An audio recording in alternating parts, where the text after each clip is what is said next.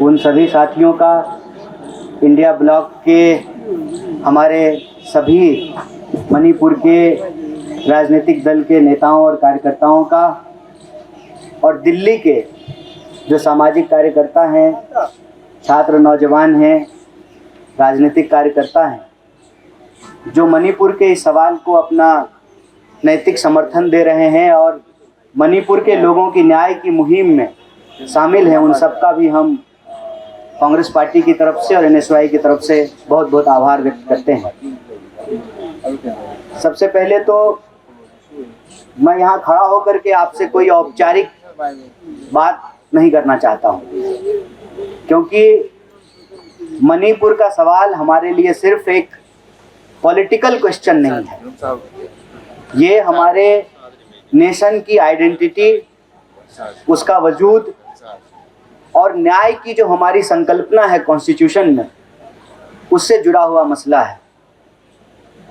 अपने आप में ये कितनी अजीब बात है कि जो लोग दिल्ली में शासन चला रहे हैं, हमारे देश की जो केंद्र सरकार है, वो पूरी दुनिया का चक्कर लगा रहे हैं। मैं केंद्र सरकार कह रहा हूं, हालांकि आजकल केंद्र सरकार को मोदी सरकार कहा जा रहा है। मोदी जी पूरी दुनिया में घूम रहे हैं, पूरे देश में चुनाव प्रचार कर रहे हैं। कहीं अगर किसी बिजली के खंभे का भी उद्घाटन करना हो तो प्रधानमंत्री चले जाते हैं, बस वहां फोटो खिंचवाने का अपॉर्चुनिटी होना चाहिए। लेकिन मणिपुर नहीं जा रहे हैं। क्या पता उनका जो गूगल मैप है वो मणिपुर का रूट नहीं दिखा पा रहा है।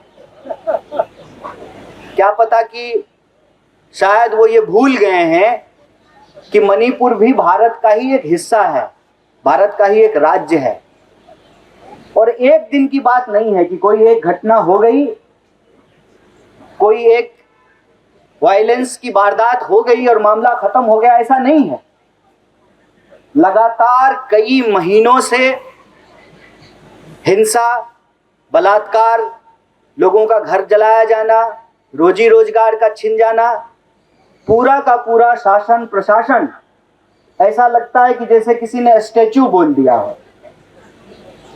इतनी दर्दनाक बात है, लेकिन देश की सरकार के मन में मणिपुर के लोगों के लिए ना कोई संवेदना बची है और ना ही जो है उनके दिल में थोड़ा सा भी दर्द है कि हमारे देश के एक हिस्से में लोगों की हत्या हो रही है, लोगों का घर जलाया जा रहा है, लोगों की पढ़ाई लिखाई रुक गई है, स्कूल कॉलेज बंद हो गए हैं, शासन प्रशासन का एक विभाजन हो गया है। एक राज्य के लोग आपस में विभाजित कर दिए गए हैं और देश की सरकार चुप है। इसलिए हम कांग्रेस पार्टी की तरफ से मणिपुर के लोगों के साथ खड़े हैं, क्योंकि वो न्याय का सवाल है।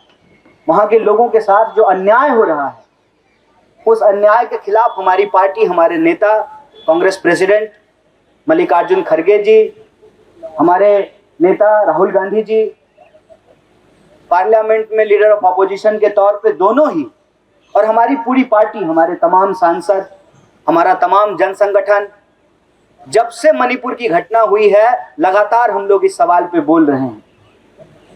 प्रधानमंत्री का गूगल मैप भले काम नहीं कर रहा हो सकता है उनको मणिपुर का रूट नहीं मिल रहा हो, डिजिटल इंडिया के इस दौर में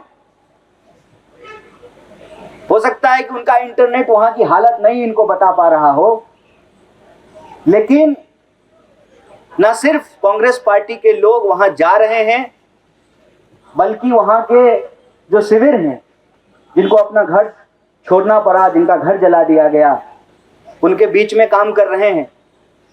और देश की संसद में लगातार इस बात को हम लोग उठा रहे हैं कि सरकार को इसकी जिम्मेवारी लेनी पड़ेगी और मणिपुर में जो इतना बड़ा खाई बनाई गई है, जो लोगों को बीच में नफरत फैला करके लोगों को आपस में दूर किया गया है, इसका एक हल निकालना पड़ेगा।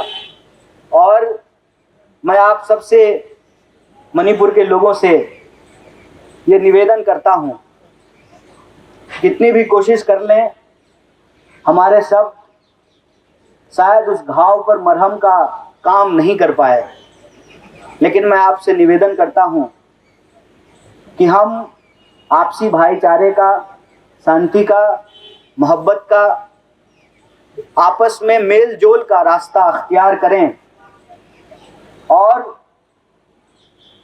जो लोगों के साथ अन्याय हुआ है वहाँ पर न्याय सुनिश्चित करें।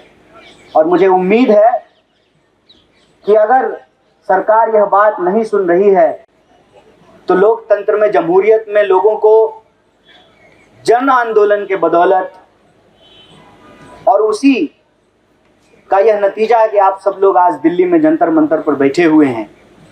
जब सरकार अपनी बात नहीं सुन रही है तो उनको डेमोक्रेटिक तरीके से सत्य और अहिंसा के रास्ते पे चल करके अपनी आवाज़ सुनाई जाए, उनको बताया जाए। और इंडिया ब्लॉक के जो तमाम दल हैं वो इस मुद्दे को उठा रहे हैं। हम कांग्रेस पार्टी की तरफ से और अपने फ्रंटल NSUI की तरफ से आपको आश्वस्त करते हैं कि मणिपुर के न्याय की इस लड़ाई में हम मणिपुर के साथ हैं। इस नारे के साथ हैं कि मणिपुर को बचा करके ही इंडिया को बचाया जा सकता है। इस उम्मीद के साथ हैं कि सत्य में ताकत होती है। अन्याय कितना भी बड़ा क्यों ना हो, अन्याय का बादल चाहे कितना भी घना क्यों ना हो, न्याय के सूरज को निकलने से नहीं रोका जा सकता है। मणिपुर में फिर से शांति होगी, लोगों में एकता और भाईचारा होगा और अन्याय के घावों को भर करके न्याय का मलहम जरूर लगाया जाएगा। इसी उम्मीद के साथ एक बार फिर आप सबका शुक्रिया अदा करते हुए, अपने मीडिया और तमाम जो हमारे मीडिया के साथी हैं, इलेक्ट्रॉनिक, प्रिंट, डिजिटल, सभी साथियों का शुक्रिया अदा करते हुए अपनी बात को खत्म करूंगा। बहुत बहुत धन्यवाद। Stay ahead with our cutting edge news app. Instantly access the latest shorts in just 1 minute and breaking news in just 50 words. Download now for a smarter, faster news experience.